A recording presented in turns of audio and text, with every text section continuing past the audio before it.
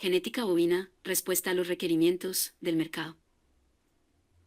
Con la genética, se puede producir carne más sostenible que se pueda comercializar en mercados internacionales. Para poder cumplir con las exigencias de los mercados, el productor debe utilizar la mejor genética bovina.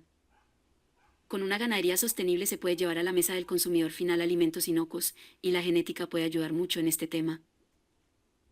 Al hablar de producciones ganaderas sostenibles, se hace referencia a que se tiene todo un proceso, con miras hacia el futuro, de proveer la mejor proteína roja.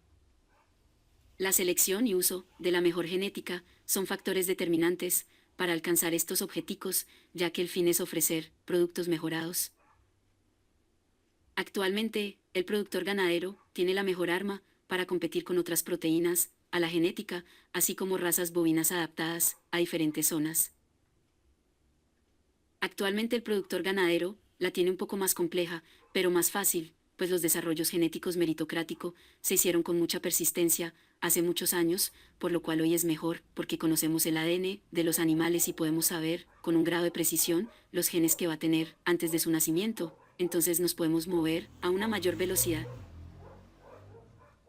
Es vital el hecho que el productor ganadero invierta en genética bovina, pues tiende a ser más barato y más efectivo que tratar de mejorar el medio ambiente de la finca para traer un ganado que se desarrolle bien, teniendo en cuenta que es proveniente de otro ambiente, es decir, es más económico tener un ganado bueno para su finca que una finca buena para el ganado. La finalidad es que esta actividad ganadera convierta en un negocio rentable. La genética es un elemento al que se le puede sacar mucho provecho para tener los bovinos correctos, adaptados a cada medio ambiente, sin hacer grandes inversiones, ni pelear con la naturaleza.